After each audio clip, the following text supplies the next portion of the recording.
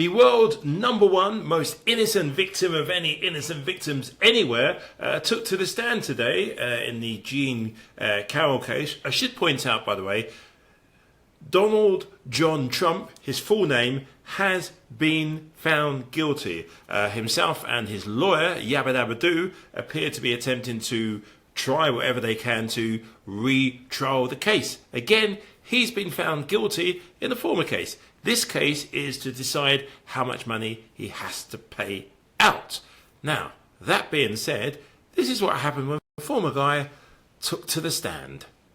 Just been some dramatic moments in a courtroom at the trial for E. Jean Carroll's defamation case against Donald Trump. Let me read to you exactly what happened in the court. The judge asked Ms. Habba, the former president's lawyer, he asked her whether or not she had any other witnesses. And she said simply, yes, Mr. Trump, to which the judge says, before he takes the stand, I have a few things to say. That was one of the most eventful commercial breaks ever, because in the last few minutes, former President Trump took the stand, has left the stand. The day of court has adjourned. I want to get to Paula Reed now so she can take us through everything that has transpired here. Well, just as quickly as he took the stand, former President Trump is now off the stand. Court is adjourned for the day. Here's what happened. Former president took the stand. He was sworn in, and his lawyer started out with one of the 3 questions that she said that she would ask him. She first asked him, do you view these allegations made by E. Jean Carroll about being raped in a department store in the 1990s as false? He said, quote, yes, I did. She said something that I considered a false accusation. Totally false. Now, it's interesting. Even though he stuck to the question that she asked, the judge cut him off. And the judge said everything that he said after yes, I did is stricken from the record. So it was clear the judge was going to keep this as disciplined as possible. Then he was asked if the statements that he made denying this were meant to hurt E. Jean Carroll. Trump said no. I just wanted to defend myself, my family, and frankly, the presidency. Now, E. Jean Carroll's lawyers, according to our colleagues who are in the courtroom giving us these updates, asked him a few brief questions, but then he was off the stand and the defense has rested and the jury has been able to go home for the day. They will return tomorrow to hear closing arguments, get jury instructions, and the judge expects that they will begin deliberating by lunchtime. I just want to say, while a lot of intelligent legal minds were debating today, will he take the stand, won't he take the stand? The one thing that everyone seemed to agree on is that if he got on the stand, he likely would not be able to stick with the program and stay within the guidelines that the judge had set out. But it appears, again, just based on these real-time updates we're getting from our colleagues inside the court, that Alina Habba and Trump did stick within the judge's rules. She appeared to only ask him the questions she said she would, and his answers appeared to stick within the boundaries of what he is allowed to say. So that might be the real news today. Elliot. Instead of trying to predict what could happen, let's talk about exactly what we know right now is happening. So right now, Alina Habba and the judge, they're going back and forth, and this is getting a little bit heated because the judge, obviously anticipating that former President Trump could take the stand and go outside the boundaries of what he's allowed to talk about in this case, is trying to get Alina Habba to really specify and lay out exactly what is going to happen here. She says she's only going to ask him 3 questions. He's only going to speak to 3 issues, and the judge said, look, like, he is going to be bound by what you're saying. You're laying out a plan and he needs to follow it. Now, Trump is apparently, according to our colleagues, getting a little more agitated as this goes on. There's no jury in the courtroom right now.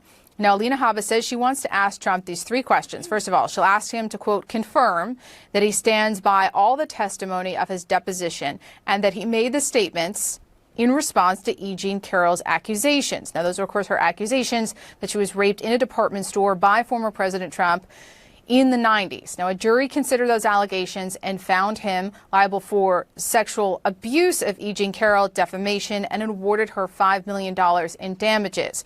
But here they're only talking about, this jury is only considering damages related to a statement that Trump made in 2019. Now, Habba says she'll also ask Trump if he never instructed to hurt Ms. Carroll in his statements. And apparently he will say that he did not intend to hurt her. Now, the judge and Habba, they've had a lot of tense interactions during the course of this trial, and that's playing out here. We're getting these live updates. They're jumping a little bit. But the Kaplan, so Trump actually interrupted his own lawyer, Alina Habba.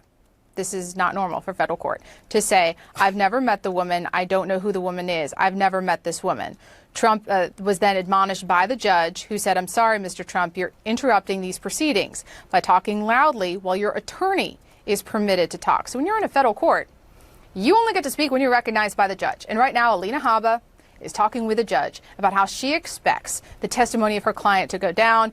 Trump is disrupting that, which is, again, highly unusual, but along the lines of the pattern that we've seen with former President Trump during these proceedings. The rules that would apply to any of us inside a federal courtroom, he does not appear to be willing to abide by. So it's creating a little bit of tension between him and the judge. We're continuing to get these updates. Let me tell you what's going on. So the judge and Alina Habba are continuing to debate the specific question she's going to ask her client. The judge said, Ms. Habba, I'll decide what he, Trump, has a right to do. That's my job, not yours. Now, Judge Kaplan said there will not be an open-ended question. He then clarified, if you were to ask an open-ended question, there's likely to be an objection and it's likely going to be sustained. So he is telling Alina Habba, you can't ask your client open-ended questions. The reason he's likely doing that is because he's trying to prevent former President Trump from going outside of the restrictions that he has set out in terms of what he can say. Now, this is arguably, this whole back and forth is very predictable. We've seen this with Alina Habba and with former President Trump throughout these proceedings, having tense exchanges with the judge about the rules of these proceedings. And lest anyone be confused, when you're inside a federal court, it is that judge's courtroom, and they decide the rules. So all this pushback, this debate, highly unusual and not something really anyone else would do. But we'll wait to see if they can come to an agreement about the contours of Trump taking the stand. At this point, he does intend to take the stand, and the judge just trying to keep the situation under control. Now, as a Brit watching from the outside, I'm just beginning to think Trump clearly will probably get the Republican nomination, but that tide doesn't appear to be swimming in his favour at all. All of these court cases, the blatant just sexism, some of the comments about Nikki Haley have been appalling. And if we look at the cognitive issues, because let's be honest, this slip-up between Nancy Pelosi and Nikki Haley, that wasn't a joke. That wasn't like playing with words or anything. That was a straightforward somebody who is literally clueless as to what's going on inside their own head. But as I said, from the outside looking in, if the Trumpy Trumps wish to have a clown as their circus ringmaster, who am I to say anything? And by the way, I think George Conway agrees with me. Yep. And I'm just saying, Let's just face I'm using his standards. Let's just face it. She's younger and doesn't look. I mean, he's not full Rudy. You know, I think he's Rudy at the end, where it's teetering to. It's like it's going. You know, the bronzer. It's going over that way. We'll see though. It hasn't started dripping down the side of his face yet. No, but George Conway, Willie talks about the fact that he's up rage tweeting throughout the night. He seems to be losing control more and more, and he's going up against Nikki Haley, somebody that a lot of people like. She has a lot of crossover appeal. She could actually win a general election. And I am hearing from people. I had people last week call me up and rib me going, "Oh, Donald Trump, you're saying Donald Trump's losing his mind because you're trying to defend against Joe Biden attacks." I go, no, Donald Trump is like, I've seen this. If this is not early onset of something, he's deeply unwell. And they mocked me and laughed. And then 2 nights later, he confused Nikki Haley for Nancy Pelosi. And we're just going to have more and more of that. Do you think that's why they're contrast? Do you think that's why Donald Trump is so scared of Nikki Haley and won't debate her? Yeah, I absolutely do think that. I mean, I think he knows deep down that his mental state isn't all that well, which is why he continually wants to talk about it, talk about this silly test where he says there was a whale when there was actually no whale on the test, that dementia test.